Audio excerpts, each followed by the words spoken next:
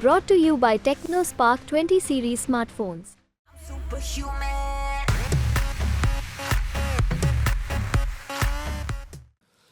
तो सिंधिया जी, आपके समकक्ष भी जो आपके समकालीन लोग थे राहुल गांधी के साथ में, एक तस्वीर बार बार वायरल होती है कि सारे लोग छोड़कर एक एक करके बारी बारी सब चले गए और अब सिर्फ सचिन पायलट रह गए हैं।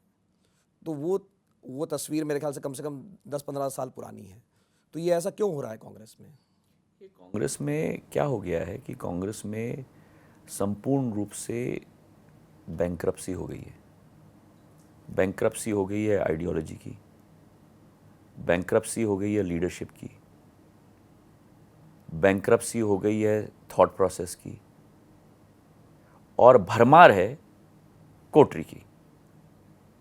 और जिस पार्टी की सोच और विचारधारा राष्ट्रहित में न हो, जिस पार्टी की सोच और विचारधारा आतंकवादी शक्तियों के साथ हो, भारत की सेना को नीचे दिखाना हो, सनातन धर्म को समाप्त करने का हो, भगवान राम को काल्पनिक कहलाता हो, राम मंदिर के निमंत्रण को ठुकराने वाला हो,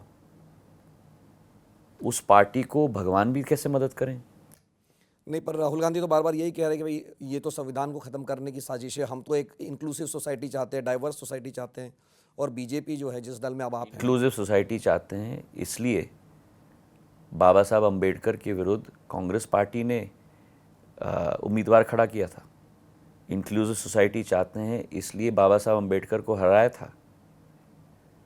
इंक्लूसिव सोसाइटी चाहते हैं, इसलिए बाबा साहब अम्बेडकर को जिसने हराया उनको पद्मश्री दिया। इंक्लूसिव सोसाइटी चाहते हैं, इसलिए पिछड़े वर्ग आयोग का विरोध किया। इंक्लूसिव सोसाइटी चाहते हैं, इसलिए भारतीय सेना को नीचे दिखाया। इंक्लूसिव सोसाइटी चाहते हैं, इसलिए देश में आपातकाल लागू किया। इंक्लूसिव सोसाइटी चाहते हैं, इसलिए उत्तर भारत और दक्षिण भारत के बीच में खाई बना रहे हैं। इंक्लूसिव सोसाइटी चाहते हैं, इसलिए महिलाओं हेमा मालिनी जी के विरुद्ध, कंगना राउत जी के विरुद्ध ये अभद्र टिप्पणी दे रहे हैं। ये भारत जोड़ो का अभियान नहीं है, भारत तोड़ो का अभियान है। ये टुकड़े टुकड़े गैंग का अभियान है मिलिंद जी। नहीं तो ये एक बात जो गांधी परिवार और आपके पुराने संबंध रहे, मोहब्बत के दुकान में नफरत का सामान है।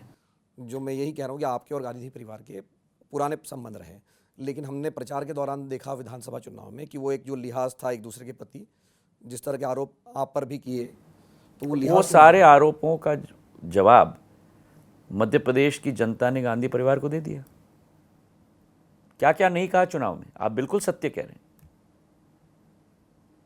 जो कह सकते थे कहा, मतलब घटिया से घटिया वाक्य मेरे परिवार के बारे में, मेरे परिवार के इतिहास के बारे में, मेरे स्वयं के बारे में। मैंने एक ही चीज कहा जवाब में, 7 दिसंबर को दूध का दूध और पानी का पानी हो जाएगा।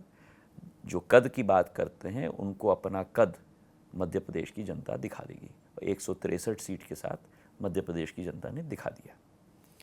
नहीं तो ये एक जो बदलाव, आप वर्तमान और भविष्य की बात करें। जी, मैं वर्तमान की बात कर रहा हूँ। एक जो लोग आप कह रहे हैं कि महाराज जो है बदले बदले से नजर आ रहे हैं, अब वो जो है जनता के बीच में संपर्क बढ़ गया है, तो ये परिवर्तन क्या सोचा समझा है? क्योंकि ये पिछले कुछ वर्षों में हमें देखने मिल रहा है। देखिए, मैं आपको बताऊं मिलिंद जी कि जिस शब्द का आपने इस्तेमाल किया वो शब्द भी अतीत का शब्द है। मेरा नाम ज्योतिरादित्य सिंधिया है, मैं भारत का नागरिक हूँ। मैंने जो ज़िंदगी में मैं कर पाया हूँ, मैंने अपनी मेहनत, परिश्रम और लगन के साथ मैंने किया है। मुझे अपने परिवार के इतिहास पर बहुत गर्व है, गौरव है। लेकिन मुझे अपनी ज़िंदगी में अपने कर्मों के आधार पर, अपने एक्शंस के आधार पर अपनी रेपुटेशन और अपनी पैठ स्वयं बनानी होगी, जिस तरीके से मेरे पूज्य पिताजी ने बनाया। नहीं तो चूंकि आपने कहा कि और मेरी आजी अम्मा ने बनाया। महाराजा अतीत की बात है, लेकिन दिग्विजय सिंह जी ने कहा कि भाई हमारे समय वो महाराजा थे, अब भाई साहब हो गए बीजेपी में। अब मिलिंद जी, आपसे मैं पूछना चाहता हूँ, आपकी ज़िंदगी में आप किसी के भाई बनना चाहते हैं या किसी के महाराज बनना चाहते हैं? मैं तो सबका भाई बनना चाहता हूँ, सबका बेटा बनना चाहता हूँ। इससे बड़ी उपाधि ज़िंदगी में नहीं हो सकती कि कोई आपको भाई कहे, कोई आपको बेटा कहे, कोई अम्मा आपके सिर पर अपना हाथ डालकर अपना आशीर्वाद प्रदान करे। इससे बड़ा उपाधि क्या हो सकता है। अब राजा साहब के लिए उपाधि कुछ और होती है, तो उनको वो सलामत।